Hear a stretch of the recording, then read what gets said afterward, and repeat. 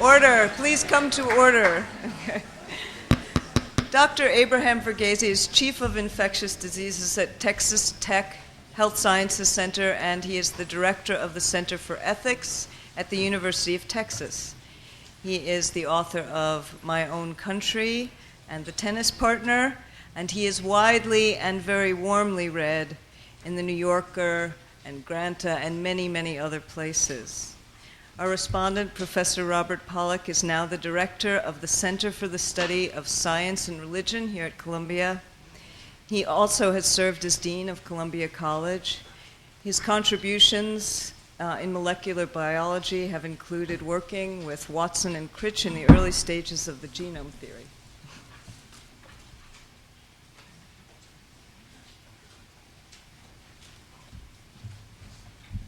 Good afternoon, everyone. I should make a slight correction. I'm actually no longer at Texas Tech. I left there about a year ago. I'm at the University of Texas Health Science Center in San Antonio. It might seem like a minor thing, but civil wars have been caused in Texas because of that. I'm deeply honored to be here tonight, this afternoon. Feels like tonight.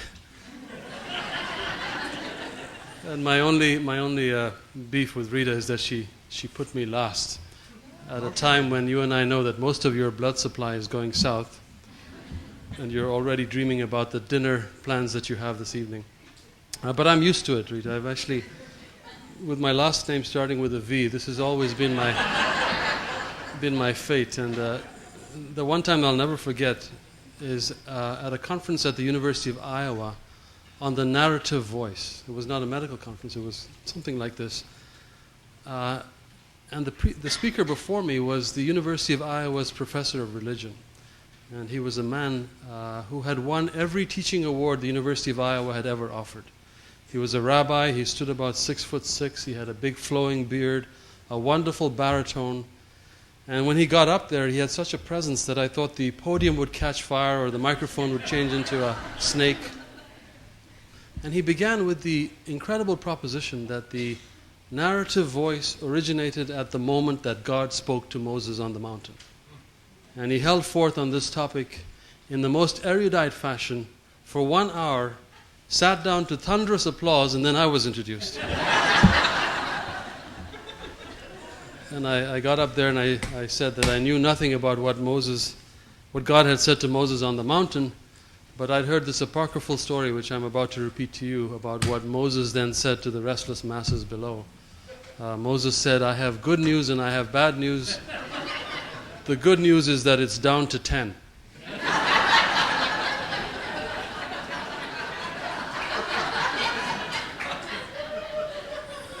The bad news is that adultery is still in there. I'm really grateful to Rita for inviting me to be part of this conference, and it was wonderful for me to hear some of the discussion, some of the talks earlier today. Some of the people whose work I've admired, some people who I have met before, but many who I haven't. So this is a real treat for me. I feel something like an interloper here because I'm really not a scholar of narrative medicine, and I will not be using the words deconstruction or Derrida in the next hour, I promise you. But I have to accept in good faith that Rita knew what she was doing when she invited me to be part of this, and so it's a treat for me to be here. Her guidelines were very broad.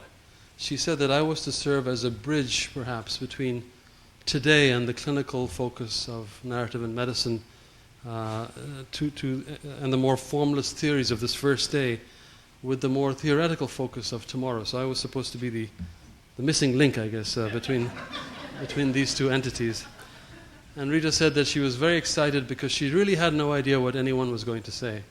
And I just hope, Rita, that your excitement continues when I'm done. For a title for my talk, I took pretty much the title that Rita had assigned me, which was Clinical Imagination, to which I've added the subtitle In Memoriam. And I'll try and define that for you. Let me also say that I have taken the title Clinical Imagination quite literally, meaning when I say clinical imagination, I mean the ability of the physician to use inspection, palpation, percussion, auscultation, to use smell, to use that faculty that we call the art of medicine, to use cunning, to use intuition, to use suspicion, to use probability, to use clues in the patient's environment, and yes, even to use the known facts about disease in the textbook in coming to a diagnosis. And when I say diagnosis, what I mean by that is the point where one is able to see the patient in their true light. Not in the light of the world, not even in their own light or the way they view themselves, but in the true light of one individual negotiating his or her complex and sometimes treacherous path from birth to death, as viewed by another individual, a physician, who is also on that same journey, though he or she may not appreciate this. In taking this literal interpretation of clinical imagination, I'm really not trying to be difficult. I'm not trying to sidestep the connection between narrative and medicine and imagination. I'm not trying to take refuge in the fact that I am a clinician. Rather, I feel on very solid ground in taking this kind of a literal interpretation, because all my writing, whether fiction or non-fiction, all my writing comes from this stance of being a clinician. It comes from the stance of being someone who teaches medical students medicine at the bedside. It comes from someone who sees as his major life mission helping the budding physician see what lies before his eyes or her eyes, to help them see the patient using their senses, and especially to teach them to use the faculty of clinical imagination. And let me provide an example rather than going on in a theoretical fashion. Let me provide a good example of what I mean by clinical imagination. And it's a great example because it's from Arthur Conan Doyle. As you well know, Conan Doyle was influenced greatly by one of his mentors, Joseph Bell, a clinician who was the model, many people believe, for Sherlock Holmes. I mean, there's no debate about that. Conan Doyle himself says so.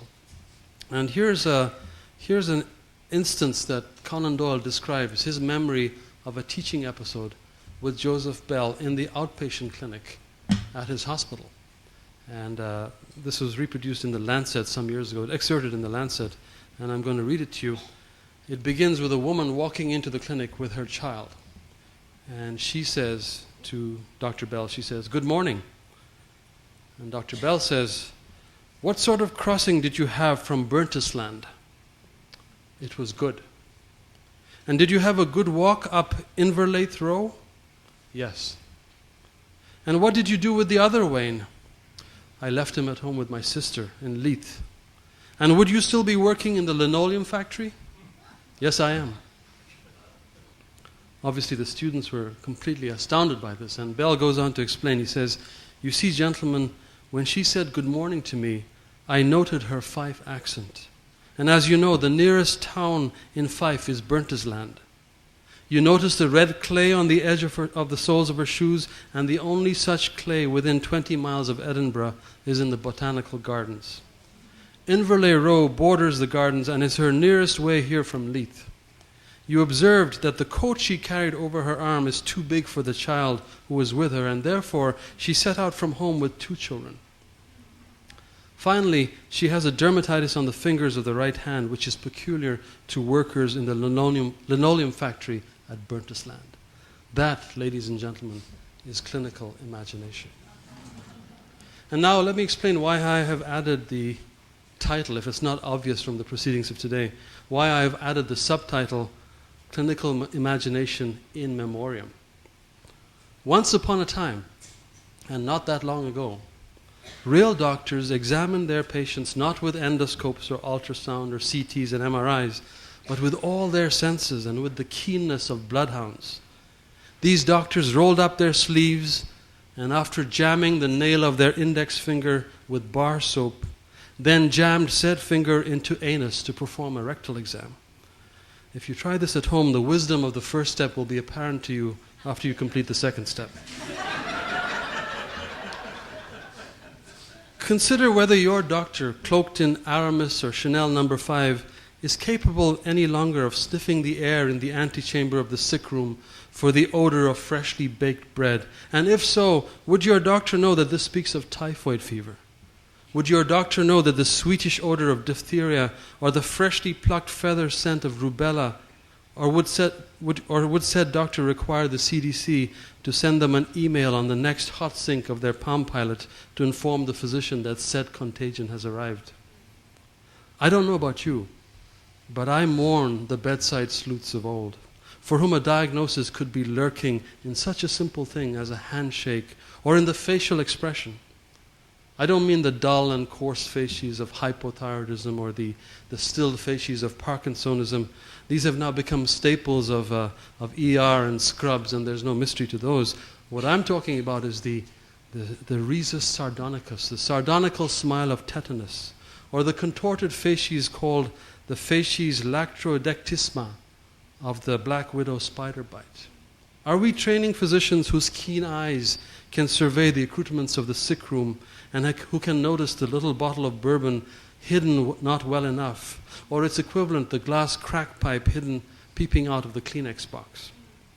Inspection, palpation, percussion, and then auscultation. This is the blessed order of the doctor's liturgy. But now, only auscultation seems to be practiced, and that too only for its symbolic value. The stethoscope's main function, I would argue, is so that in the hospital elevator it can serve as a mating symbol and speak of a certain potential income in the future. My professor used to say that by the time you inspect, palpate, and percuss, you should know what you're going to auscultate. Nowadays, I think the paradigm is more like this, is that you listen with your stethoscope with no blessed idea of what you're going to hear, but confident that if you order a blizzard of tests, and if you call in consultants like an artillery observer calling in airstrikes and bombs, that somehow the diagnosis will fall out. Yes, we still teach the students. I still teach the students. We all do. We still teach the students the physical examination. We teach them the eponymous physical signs, from Hoover's sign to Babinski's sign and to thousands of others. They're mentioned in all the books of clinical examination. But students very soon learn the hidden curriculum. They see that the ebb and flow on the wards of American hospitals revolves around the results of the MRIs, the CAT scans, the angiograms, and the myriad lab tests that reveal the innards so well. Students do not see practicing physicians relying greatly on the exam. Indeed, they see them often skip the exam altogether. Factual clinical knowledge is the imposter that has taken the place of true clinical imagination. An erudite recitation that happens to take place at the bedside stands in for true bedside acumen.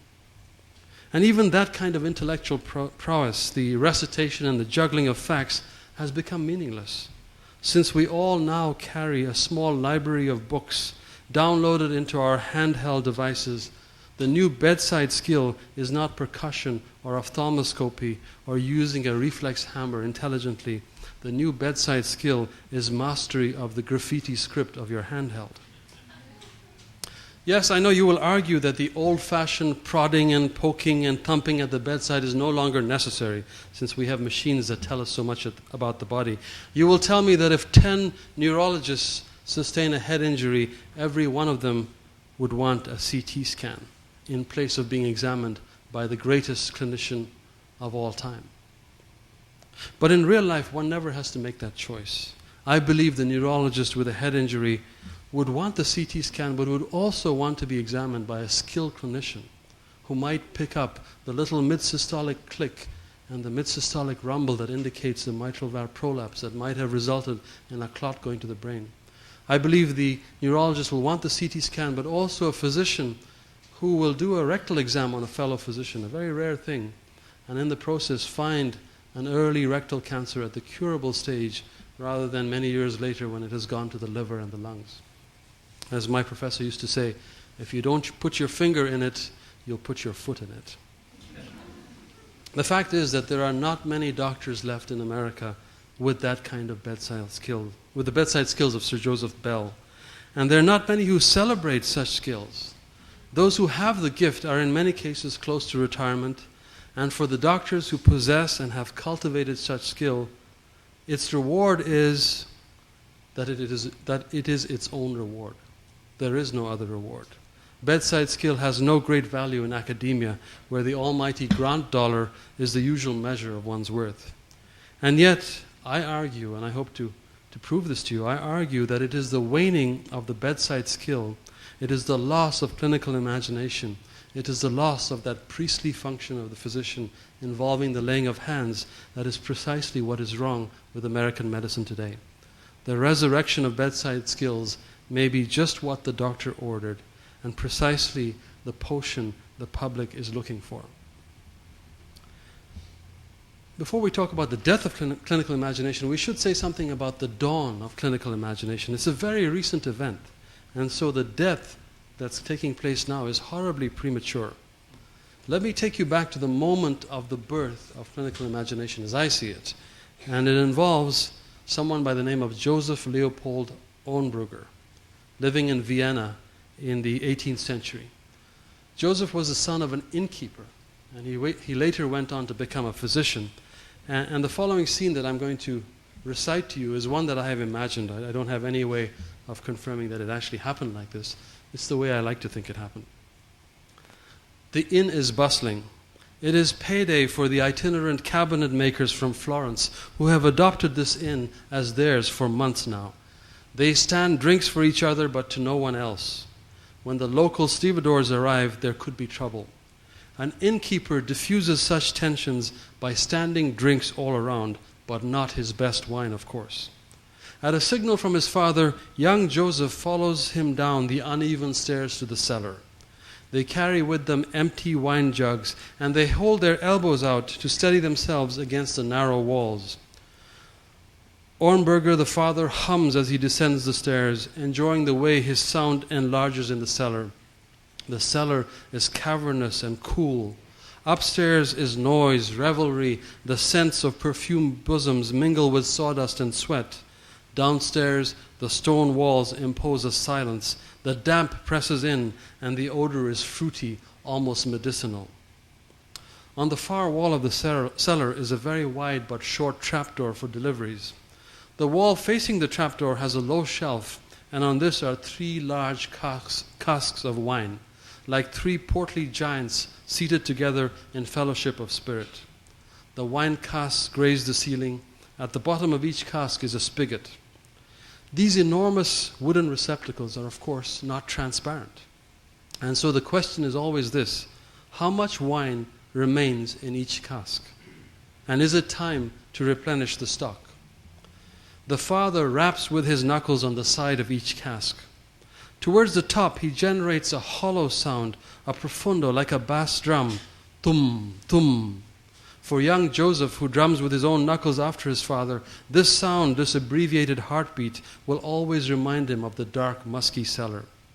As his father's knuckles descend, there is suddenly a point where the sound changes. Tum changes to tup, tup.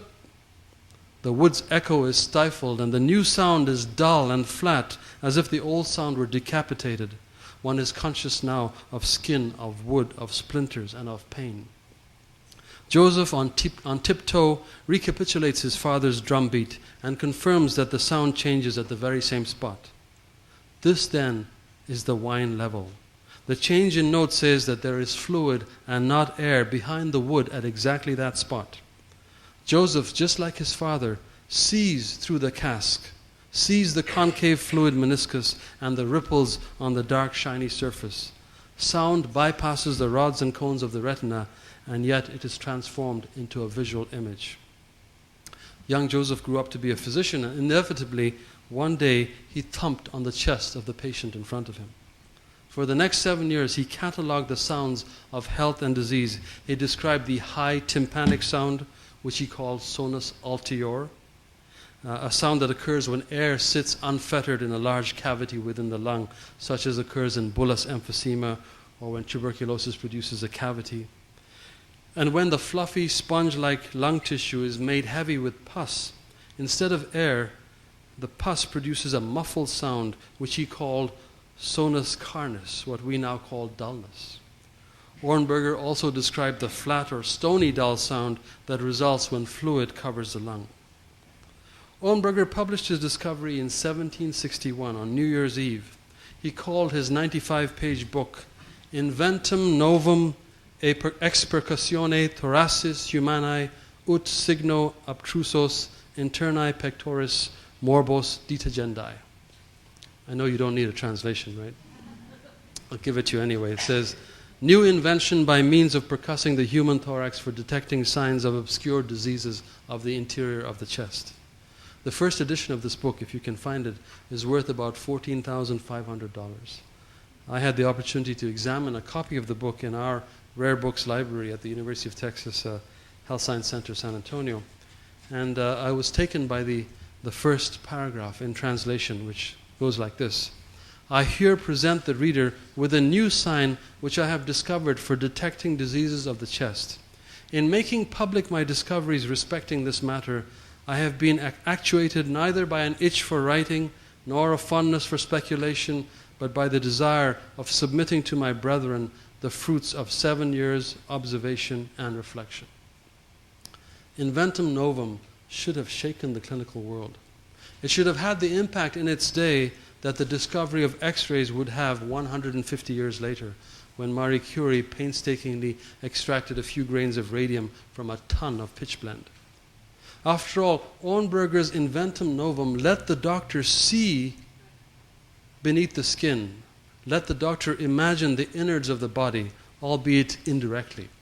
With a little practice, percussion allowed, and still allows, a physician to get evidence of a dilated heart, an enlarged liver, a cavity in the lung, fluid in the belly, a perforated stomach ulcer, and many other conditions. Present-day ultrasound is in a sense the child of percussion. The ultrasound transducer generates a sound wave that bounces off the tissues and comes back to a sensor. Alas, Inventum Novum did not cause even a ripple in the medical world. It was ignored. It got terrible reviews. The only people who systematically percussed the body were Hornberger's own students. But fortunately, a paper on percussion written by one such student caught the eye of an eminent French clinician, Corvisart, who was Napoleon's physician. And for the next 20 years, Corvisart himself conducted an extensive study of percussion and found it most useful. Corvisart published his findings together with an unabridged translation of Hornberger's Inventum Novum. He gave him full credit. And so the innkeeper's son lived long enough to learn of Corvisart's interest in his work and therefore of the perpetuation of this technique, which has been handed down all the way to me and which I hand down to my students. We can't leave percussion without saying that, like most new technology, it had its over-enthusiastic practitioners, the most notable of which was a man by the name of Pierre Peoria, who practiced at France's most famous hospital, the Pitié. Peoria had a high stool that he moved from patient's bed to patient's bed, and he percussed using a little hammer and a little metal spatula, and he had colored crayons on which he drew on the patient. And he swore that every organ had its own musical note, and he liked the idea that people called him the musical Paganini. And the apocryphal story about Peoria is that he went to see the king and was told that the king was not there, whereupon he proceeded to percuss the door of the royal chamber and say that they were lying. The king was in fact in the chamber. I'm a great fan of percussion, but it's not that useful. We have to remember what medicine was like in the era just before the dawn of clinical imagination. We have to remember what it was like to practice medicine just before Hornberger. Although Hippocrates and a few others made some attempt at classifying disease, giving disease labels was not an activity that occupied physicians very much in those days. Not at all. In fact, whatever you came in with, vomiting, nausea, diarrhea, chest pain, the odds were that you were likely to be purged, cupped, bled, given cathartics, and so on. The response to any symptom was pretty much the same. As most of you know, the red and white barber stripes reflect the old barber surgeons who would bleed everybody for any condition that they presented with. There were certain physical signs that must have been so obvious to physicians, but you really don't find good evidence that they paid much attention to this until the era of Sydenham. Sydenham lived in London, and he was really the first person to try and put labels on disease. He noticed that epidemics after epidemic kept sweeping through London, And these epidemics had the same characteristics. One epidemic was everybody presenting with high fever and a rash. Another epidemic, everybody had terrible diarrhea and fell into a coma.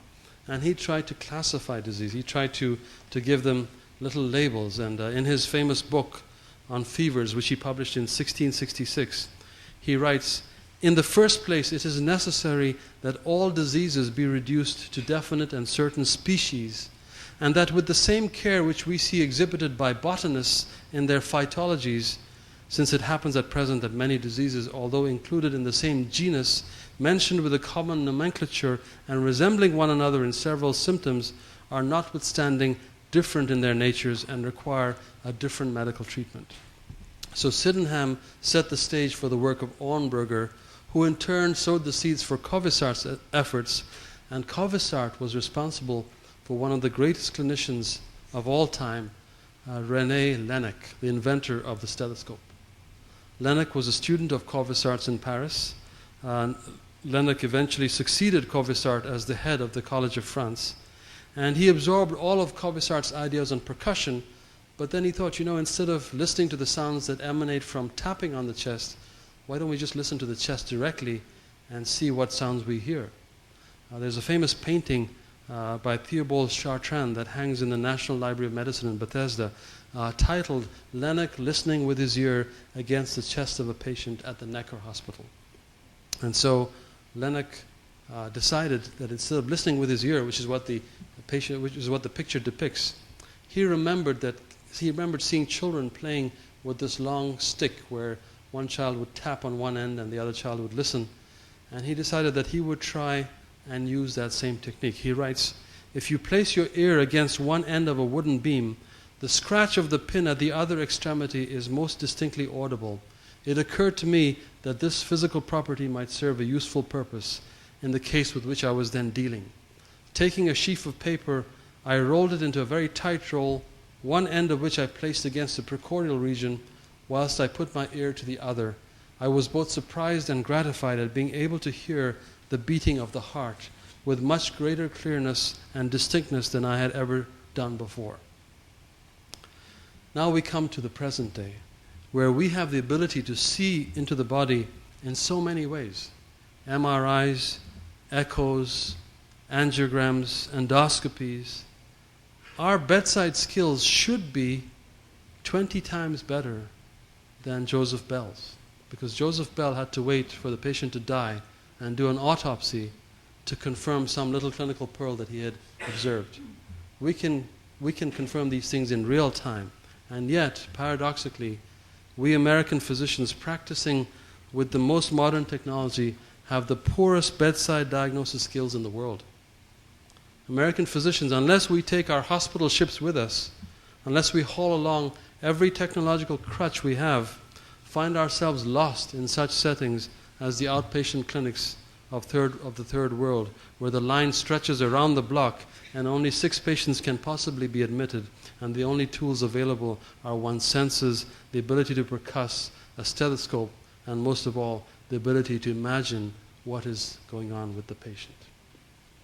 We in America rule the empire of medicine. We dictate what is cutting edge. And yet, in a head-to-head competition at the bedside with physicians trained and practicing in the developing world, or physicians trained in England, where bedside medicine is very much alive, we would be horribly embarrassed. I think that there is a connection with the death of true clinical imagination and what has gone wrong with American medicine. And when I say what has gone wrong, I'm talking about the public's perception of doctors being impersonal, doctors being disease-oriented, doctors not listening, doctors not caring. I believe it's connected to the fact that patients are rarely examined in a thorough fashion by a skilled practitioner. I think the public has picked up on the fact that we're no good at this anymore, and our only recourse is to send them down diagnostic pathways to this suite, this consultant, that consultant. I argue that the examination, the laying of hands, is part of the romance and the history of medicine. It is the most exciting thing the student learns. When performed skillfully by a good clinician, the thorough physical examination from head to foot is like a mass. Performed well, it can be a cost-saving measure that reduces unnecessary ordering of tests. Performed well, it is a ritual that reassures and conveys our attentiveness. We have, through a good history and a very thorough physical, fully imagined the patient's life. We have put ourselves in their shoes. In my patients with chronic fatigue, and in my previous position in El Paso, I developed a strange reputation for being interested in these patients. And I was interested, I was not disinterested. I wasn't really looking to solicit a practice in chronic fatigue. But somehow it happened, and patients would come to see me for chronic fatigue, and they would invariably arrive with a big folder of x-rays and tests from everywhere.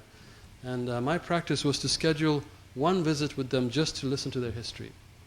And I would sit there and let my mind drift, as I'm sure many of your minds are drifting right this moment, and try to pay attention, but it was very difficult because it was a long, long, long story, full of meaning for them, but pretty much meaningless if you looked at it from a medical point of view, but very meaningful from a personal point of view. I would then schedule them to come back on another day for the physical exam and make a big deal of it as though it was some sort of a operation they were about to have. And they'd come to the exam room, my nurse would have them undress, I would come in there and do every physical diagnosis maneuver known to man over the course of about 1 hour, invoking every eponym, everything I could think of.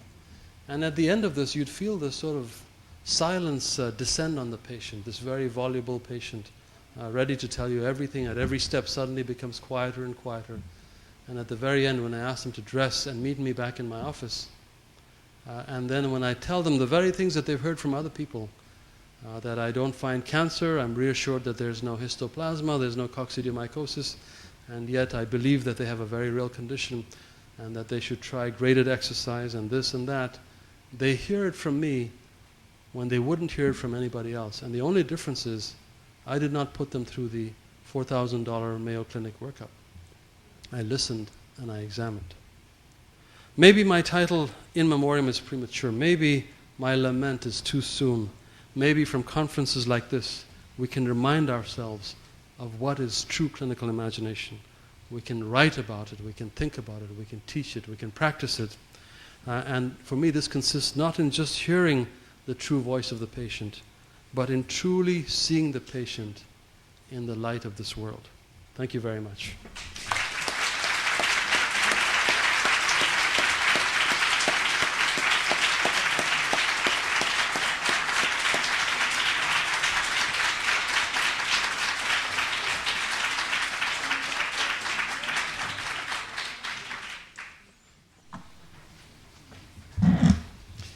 There's a rule in vaudeville that you never follow a banjo act with another banjo act.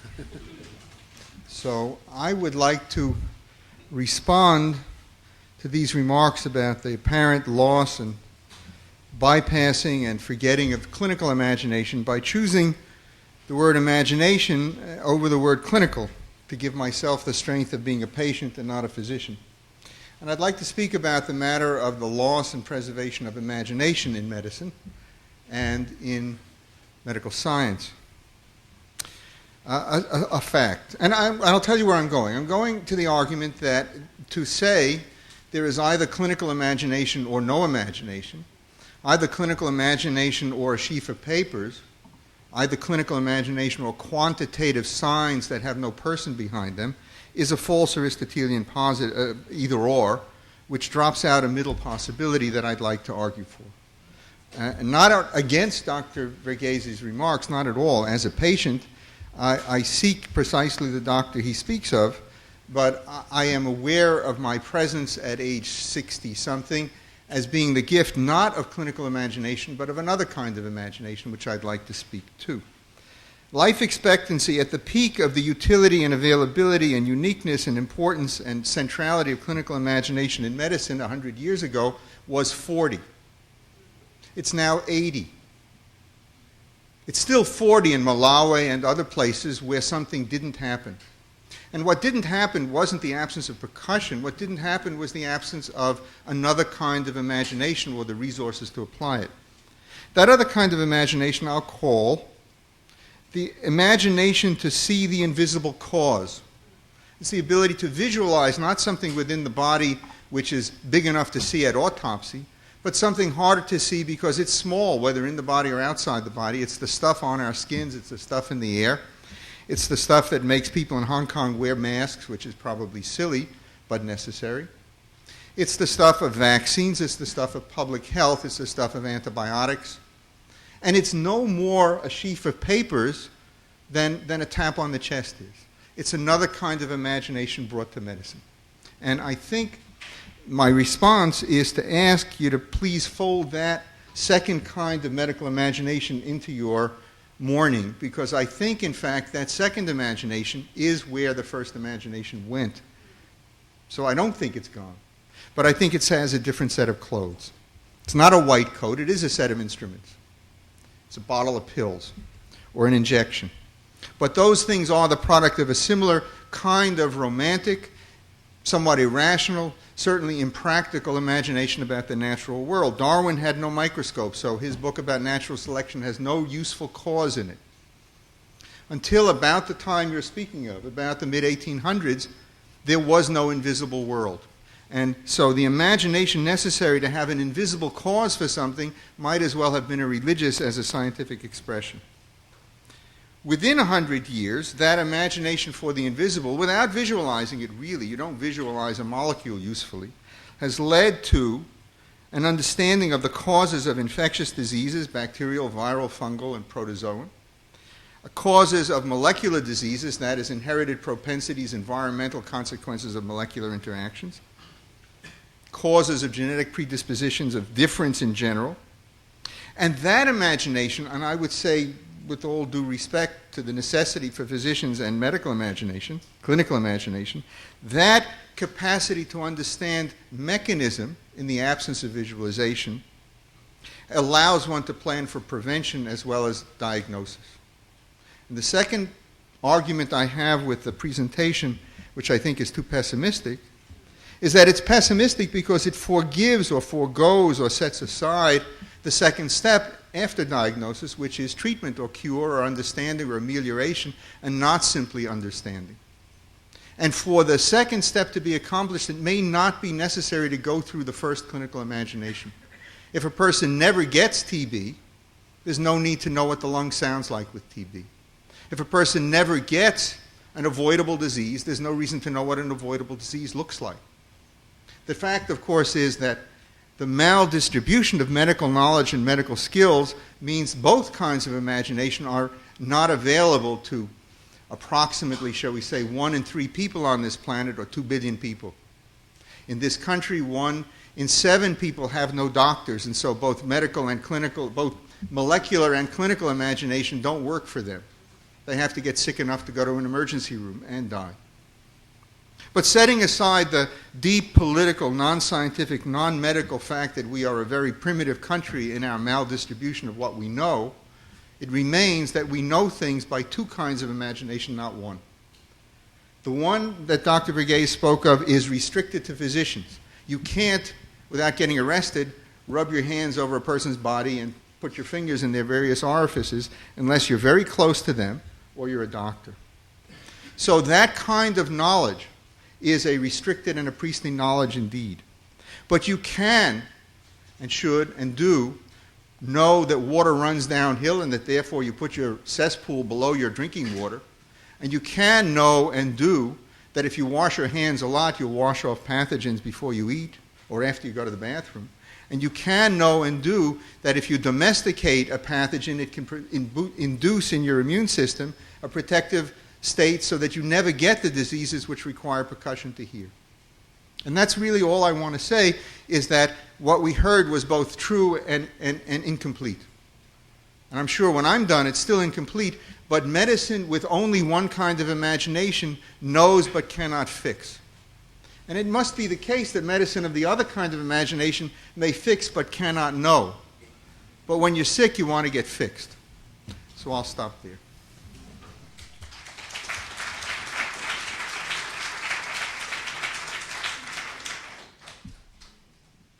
I would love us to go back and forth if that's all right. Well, I'll say this. I mean, I took the other kind of clinical imagination as a given. After all, I'm a board-certified infectious disease practitioner. I didn't get there by not imagining microbes and their presence. Having said that, I mean, having acceded that kind of clinical imagination is a given, look what happened when HIV came along. I'm a product of that other kind of imagination. I went into infectious diseases because I thought it was all about cure. Unlike the other specialties in internal medicine, like, cardiology, I mean, give me a break. You putz around with that roto-rooter and everything comes right back. Infectious disease was the one specialty in medicine where if you made an astute diagnosis, the patient could have a Lazarus-like resurrection and walk away. That's why a whole generation of us went into infectious diseases. And the great irony of our lives was that HIV came there. And we were unable to provide any sort of a cure. We were all caught up in what I call the conceit of cure, which is the product of that other kind of imagination, the conceit that we can cure everything. And in not being able to cure, many of us stumbled onto what it was that the old-fashioned horse and buggy doctor of a century ago was able to offer. And that doctor was able to offer healing. And the example I use with my students to make the distinction between healing and cure is that if you all were to go back to your hotel rooms or your houses today and find that someone had broken in and taken all your valuables, you would be devastated.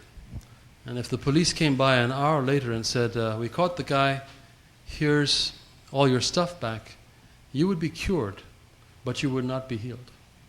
Your sense of violation would linger for a long, long time to come. And most of us of a certain age in infectious diseases had this epiphany. We realized that by leaving the threshold of the traditional medical industrial complexes, by engaging with the patients at the bedside, by examining them every single time, even when there was nothing to examine, there was no purpose to it, we were somehow enacting some age-old ritual that was terribly important to the patient and brought about a healing even when they didn't have a cure. I'm thrilled that I live in an era when we have such an extended lifespan in this country. And obviously I'm the last to make light of our scientific advances, but the fact is, when someone did a free association with the public of what physicians represent, the words that came to the public's mind was not DNA or virus advances. The words that came to the public's mind was Porsche, sleazeball, opportunist. That is the imagination that I'm more concerned about, because the fact is that we actually have a lot more to offer patients, but they have already discounted us. They are going to alternative medicine in droves precisely because we're not giving them the one thing that they want. I mean, they may not know the nuances of virology, but by God, they know they want a caring physician, and that is not something we're doing very well. I know you want to ask questions, but I want to defend a simple missing piece in what you just said. And that is, I was present at the discovery of HIV as well, reading grants for the Damon Runyon Walter Winchell postdoc program, and being struck by an influx of Kaposi sarcoma in San Francisco. That's how we found it. And the question of its infectious nature and whether it was an immune problem from within or from without was not obvious. But now, 25 years later, what remains obvious, and this was my other point, is that while it is not curable, it remains wholly avoidable. And prevention is a form of the expression of a different kind of imagination, and that's all I was trying to say. That you cannot imagine your way to preventing something by knowing the signs and symptoms of it. You can only imagine your way to preventing it by imagining how it might be prevented.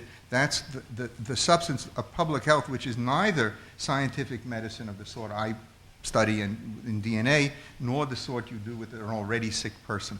That third kind of medicine is why we're here if we're over 40. That's what I was trying to say. Yes. Well, related to what you're both saying, and this is just one of my personal interest areas, Spiegel, Carolyn Miss, but I mean, energy medicine, which I don't know if medicine will ever embrace it, but like you said, since alternative healing is a multi-billion-dollar industry and people are flocking for it, might be a way of bridging exactly what you're both saying, which is quantum physics, new medicine, and the notion that prevention and genetic coding is also in relation to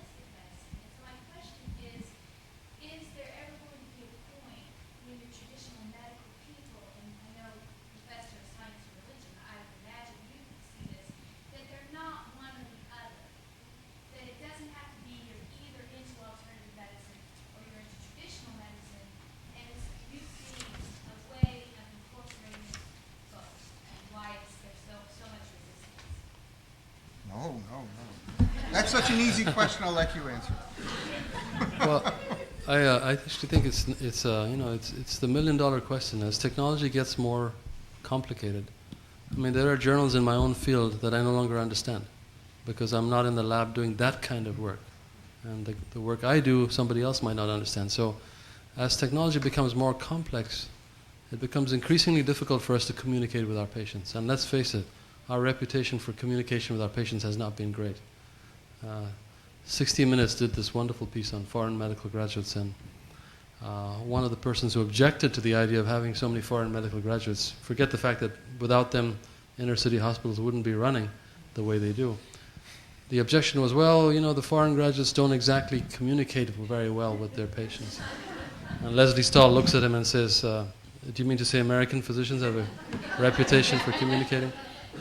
So I think the difficulties of communication get enlarged by the fine points of science, and it's a shame that many of the preventive efforts that we know would save many lives, many of the interventions that we know would be helpful, we don't get to see the patient whom we could intervene with because they're already off seeing somebody else, so whose world does not even encompass the idea of viruses. We're still talking about humors and so on in certain practitioners not far from here, on this street, I suspect. My agreement, we are in violent agreement on this. And my way of seeing it from the other side is that one may make a case that there is an investment in current therapies drawn from evidence that makes the system resistant to new therapies, but one may not make the case that evidence-based medicine is only one of many ways to practice medicine.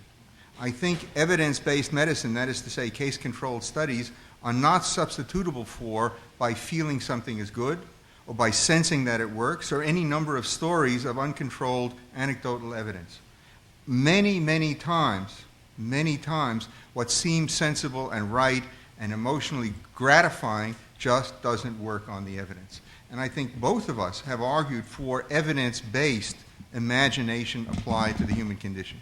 Neither of us is arguing for pure sympathy in the absence of knowledge. Is that fair? Mm-hmm. Okay. Yes, I just want to say that Tara has a microphone that she can deliver to you.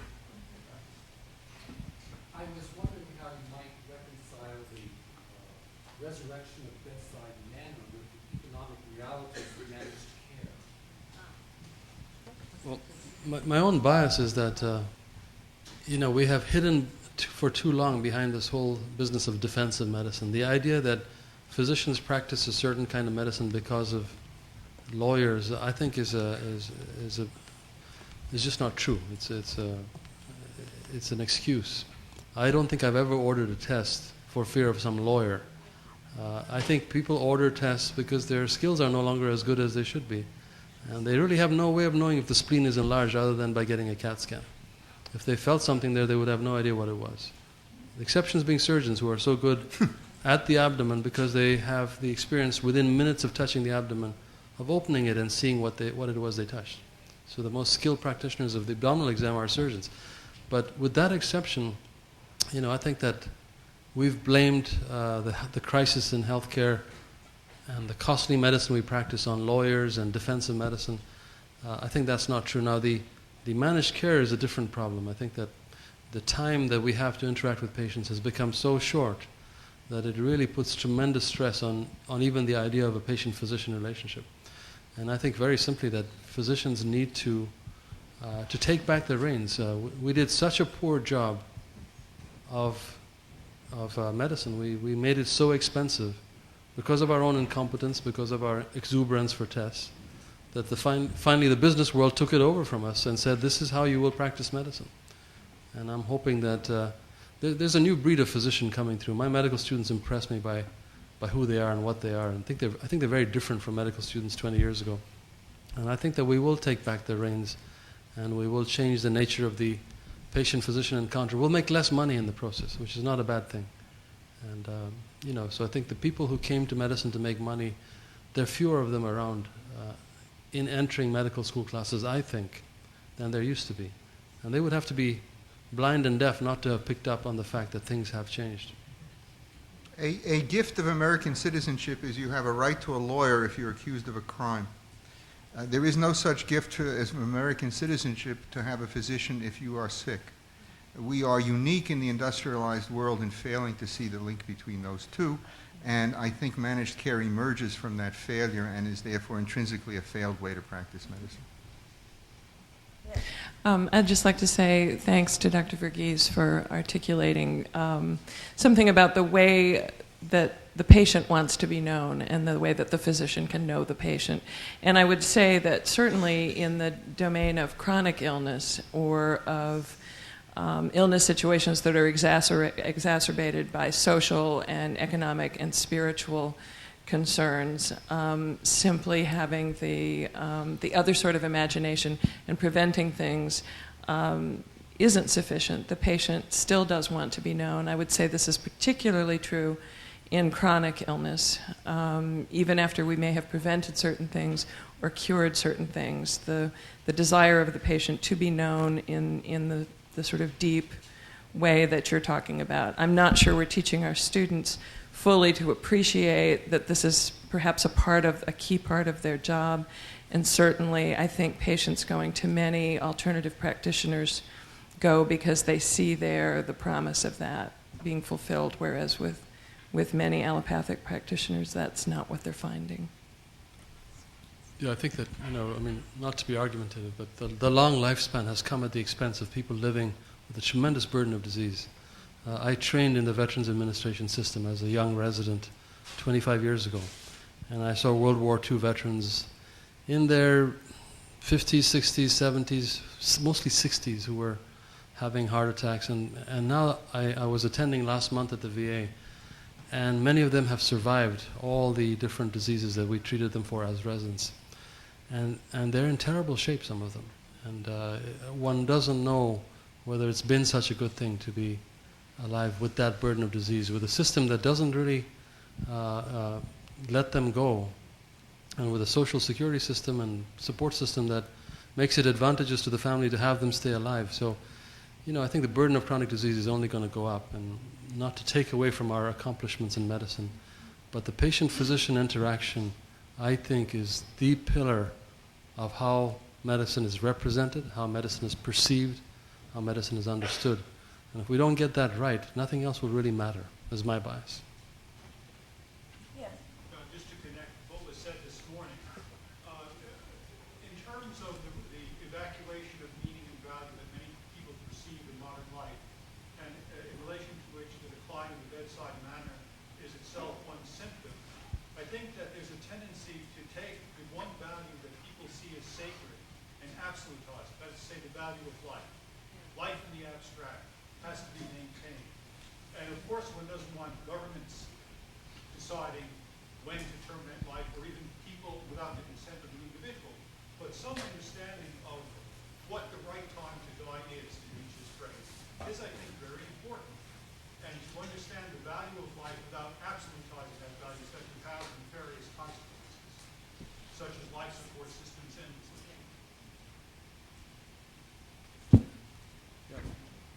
Yes. Doyle from the Professional Writing and Communication Program at the University of Toronto. And I wanted to mention a cognate discovery that we made in the teaching of writing. In universities, for the most part, students write things, they hand them in, professors take them home or sit in their offices and read them and evaluate them, write comments on them sometimes, and give them back to the students. This procedure has produced notoriously poor results, and the complaint about students' communication skills is legendary and ongoing. We have discovered a procedure that has made a profound difference. We don't ever read any of our students' writing without the student present. In fact, we don't read the writing before the student arrives. We read the writing as the student sits before us. They see on our face, in our bodies, in our voice, all the reactions we have to what they've written. And this has produced profound results, and people's writing surges ahead. And it strikes me as having something in common with the physical exam that you described. Yes.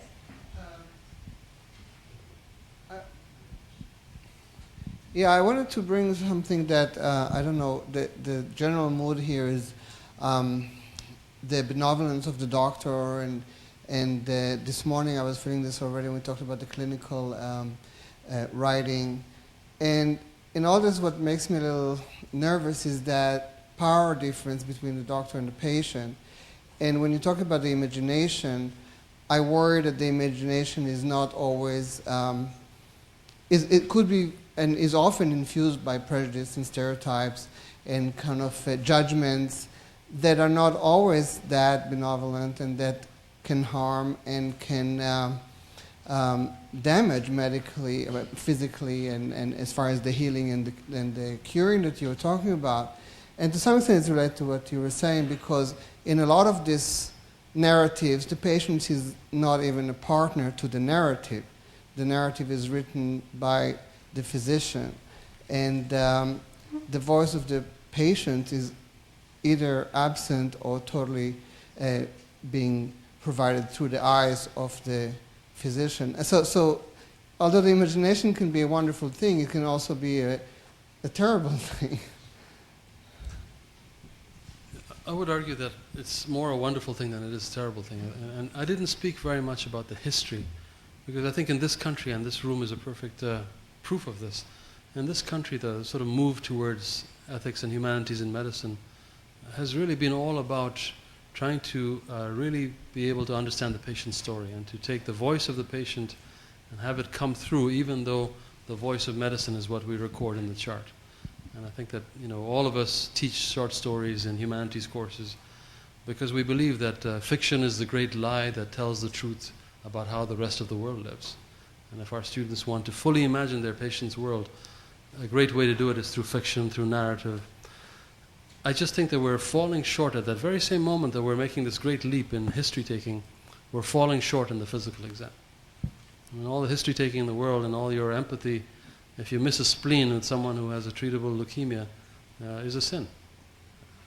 And so I think that the imagination should prosper on both these fronts, and we've pussyfooted around this. We just haven't addressed this issue of the death of clinical imagination, true clinical bedside imagination. I take the remarks seriously. I am aware, as I say before, my role here is not as a professor, but also as a representative of the world of being a patient. I'm not a physician, so by definition, I'm left to be a patient. I think there is a place at which physician and patient meet, and that is in their common mortality. And as a patient wishes to be kept from death, a physician wishes to be kept from death. And as one hopes the other will do it, the one who is doing it hopes that will in some way keep him or her from death. So the inability to acknowledge the end of life, I think, freezes up the possibility of each side hearing the other's voice.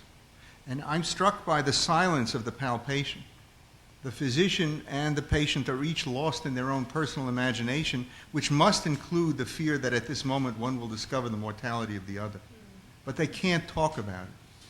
And I would argue another missing imagination in the presentation of the imagination of palpation and tapping is the imagination sufficient to understand the patient's fear of death is similar to one's own fear of death as a physician. Those discussions, of course, emerge in psychiatry, but I'd like to believe they also emerge in internal medicine and infectious diseases. I doubt that they do. Although possibly they do in the emergence of the ongoing care of chronic AIDS patients, where the patient groups have led the way to an insistence on honesty about the situation. Is that fair? Yeah. Yes. This discussion about the doctor versus the patient seems to parallel to me the reader-writer dichotomy that we were working with earlier. And I think we just could think again about how the physician is not only reading the patient, interpreting the patient, and learning how to do that through gaining narrative skills, but also has to engage in some form of narrative telling, whether writing, whether telling